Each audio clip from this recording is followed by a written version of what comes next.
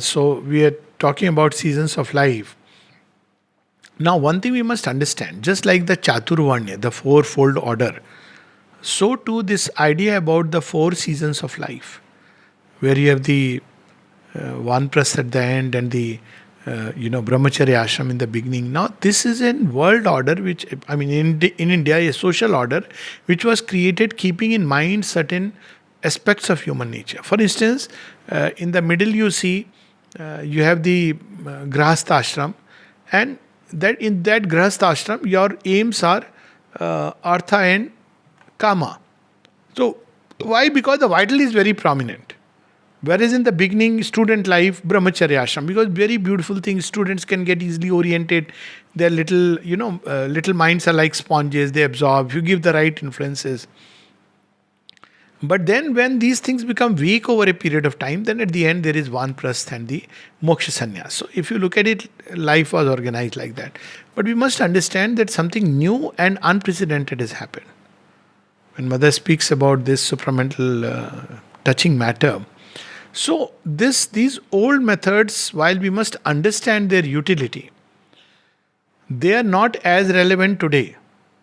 Because now we see, at least I see so many youngsters who are seeking, suddenly they are seeking. So if you apply the classical method, one would be inclined to say that, you go through the grahast. But they are not. They are at a young age, they want something new, something beautiful. Even as a householder, they are already into Vanprasth and inner moksha. So this evolutionary process has been hastened. And the method is also different because now there is a moksha is not the goal, but a change of nature. So these tendencies, these new trends have come up in nature, and we have to respect it. So the four seasons of life, which were all right at a point of time, they are we have to look at them afresh with a new understanding. For instance, youth. The mother gives a definition of youth, and many people, based on that, again create another misunderstanding that there is nothing like old age. So what happens is that people start saying, though, no, I'm not old. So what if I'm 95? I'll continue to work. That's not what she's saying. She's saying that when do you become old? When you stop progressing. So you may be 20 and old, and you may be 80 and not old. Why? Because you are progressing. You are looking forward to something. You are wanting to do something or realize something, or maybe just learn a new thing. So many people don't know how to age gracefully, and it's a pity. They hold on to the past. One of the signs of the old age is when you start saying your stories, when you were there. And you want those stories, that life to be implemented in everyone. But life changes, creation moves forward, everything moves forward. So they want, so there, some of them go to an extreme. Now they don't do it. But some of them used to go to the extreme and say, these light bulbs, in our time we read under kerosene lamps. So the logic is that you start using kerosene lamps now. Now this is absurd. So this becomes an anti-progressive thought. So we need to understand that the context have changed and evolution is important. So old people are those who have stopped looking forward. They just want to enjoy the fruits of their labor, remain seated where they are, despite their creative energies almost sapped down. So they are the one who perpetuate the past and tie everything to the past. Whereas the spirit of youth is always to venture into the new and the unknown, to achieve the impossible, to dare that which has never happened. So this fight goes on. So one has to understand that even at when we grow old, either we should learn and understand and respect that probably maybe my faculties are not as sharp as they had to be, used to be.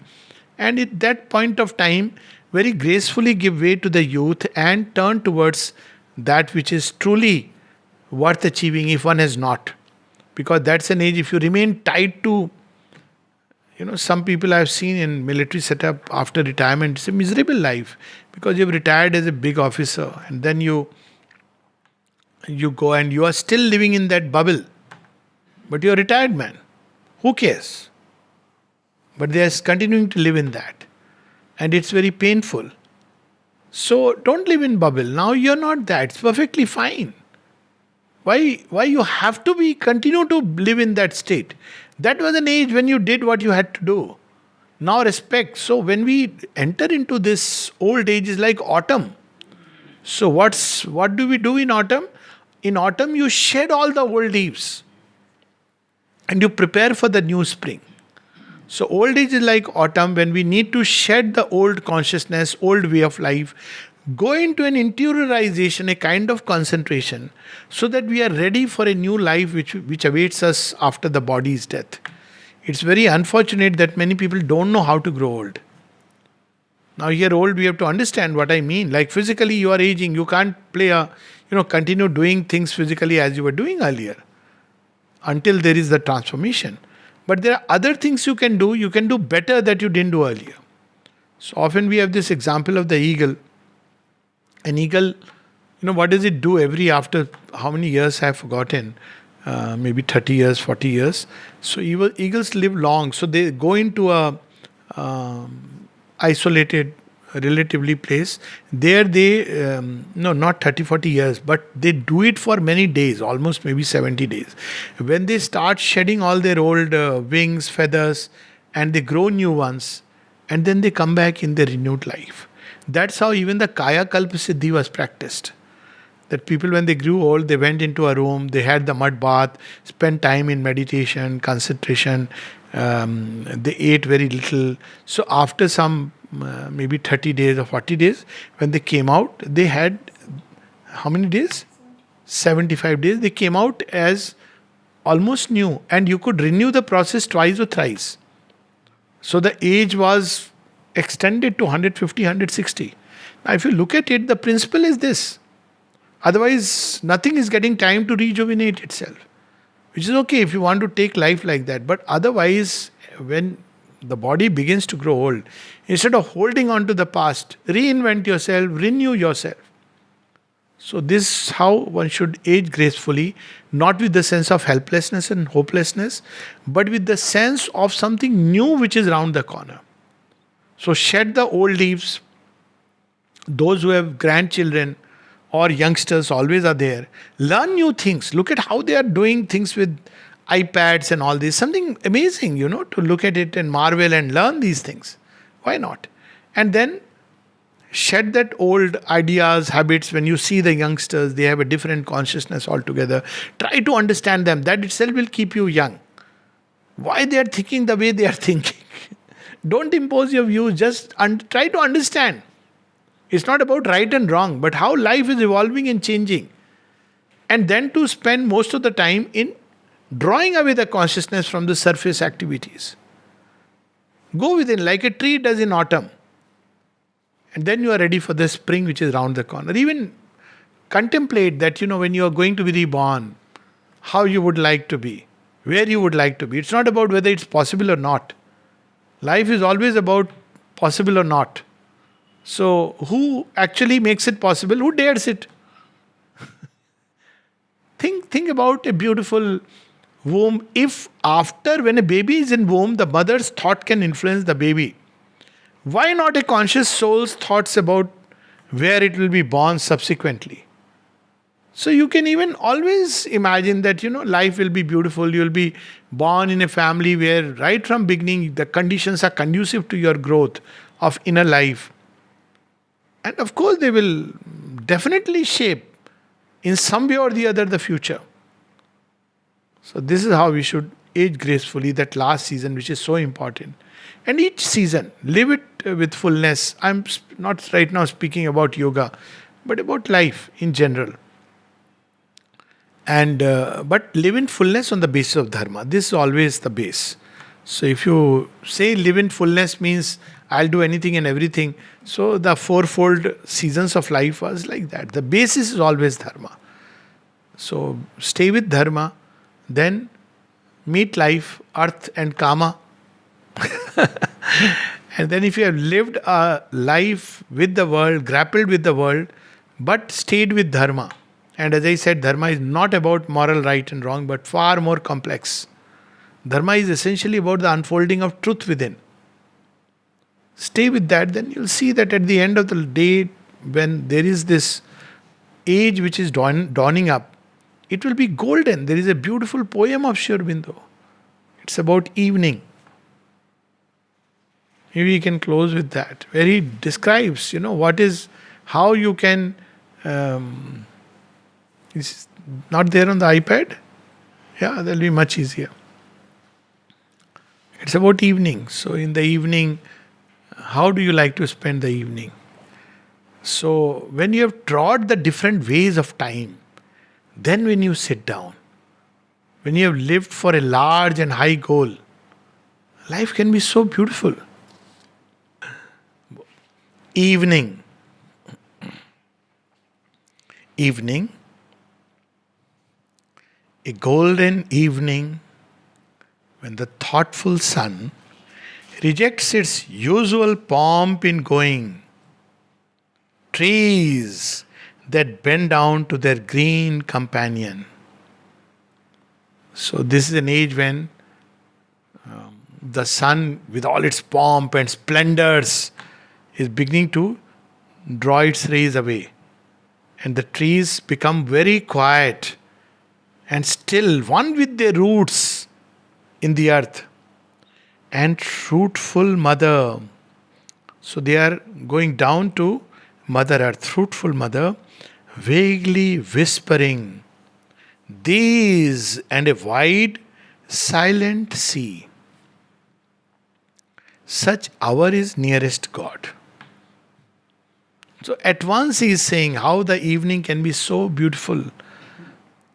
Evening is the evening of life. It's not just the evening, and that he qualifies in the last line, which we'll just read. So evening, when, the pomp and the show of your youthful energies, they tend to fade away. Everybody, to their little extent or big extent, have their own. And that time, you bend down to the roots to draw a sap, and all becomes quiet. Sees the vastness of consciousness. So one would say, oh, I have to be near the sea. No, sea is when you are in a state of vastness. Life should make us vast. Very unfortunate, it makes us rigid. It should make us vast. When you have seen through life, when you have seen that all your ideas with which you started, small, narrow, rigid, they are shattered. If you really look at life with open eyes, you will see it. You don't need to read a book of philosophy. The book of life will teach you that all these ideas, small ideas, narrow ideas, what life should be, is not. I remember one of my those things in a Brahmin family where there was very strict taboos about certain things, about alcohol and all that. So one of the criteria that somebody is very bad is if he took alcohol. So luck would have it, I went into AFMC and then the army life, where alcohol is all around. Free alcohol. So I had my own little brush with alcohol. But that apart, that was for a short period, and that's a different story. But one thing I realized, that you can't judge a person by the drink that he has. I'm not saying take the other route. Oh, drinking is okay. I'm not saying that. Don't drink because it's not good for health. It's not good for the mind. But to judge a human being only on that basis, there are people who don't drink, who are pure vegetarian, but they drink human blood with impunity. So you should, the wideness that comes when you go through life. When you see that, as Sri Aurobindo says in the jail, that those who were convicts suddenly saw in them that spark. Where there are people who are so-called socialites, upscale people, but very down in terms of their capacity for sacrifice, in their capacity for nobility, true nobility, in courage, in love, but dignified people. So when you go through life, you develop a wideness. So that is the sea. Such hour is nearest God. But when, now comes the qualifier, rich like old age, when the long ways have all been trod. When does old age become rich? If one has lived only confined to, I just want to do this every day morning to night, I'll sit. Long ways. Long ways means so many aspects of life when it reveals itself to a person. There is that beautiful line in Savitri which I am reminded. After we have served this great divided world, God's bliss and oneness are our inborn right. Many people don't understand it. They feel that, ashram life means, okay, you're given some work, you're doing. Yes, do it. But it doesn't mean that your mind, your heart should remain small. Let it expand into wideness. Read, grow, understand, learn new things. And in fact, the ashram provides this opportunity. That's the beauty. You can learn to sing, you can learn to dance, you can learn languages, every possible thing. You can learn physical education, new things. So that's where he reminds us evening, a golden evening, when the thoughtful sun rejects its usual pomp in going, all the thoughts which are moving into this achievement, that, all that pomp, the thoughts have rejected. Trees is life. So one is the mind, thoughts which were full of the pomp and glory. Now they are drawing into themselves towards the source. And life, what happens to life? Trees that bend down to their green companion and fruitful mother. Mother Earth. They are more and more entering to draw the sap of life. Both the mind and the life. They are entering deeper into their own roots to discover where they are. Now, these roots are not about going back to my village. The true roots, the source of light, that we must turn towards. The source of life, from where it draws nourishment. The source of love, that's where we must turn to. Vaguely whispering these, and of course, the physical image. As Mother says, when there is calm in the evening, it's a time which is very beautiful for meditation. Naturally, you feel like withdrawing inside. Vaguely whispering these, and a wide silent sea, a calm, vast consciousness. See the image. Such hour is nearest God. When we are turned toward the source, when all this outward going activity of the mind, thought, life with all its pomp and splendor and manifoldedness is turned within to its source, and the consciousness has become calm and vast, like a sea. Such an hour is nearest God. But when does it happen? When life has been led fruitfully, meaningfully, rich like old age, when the long ways have all been trod. Namaste.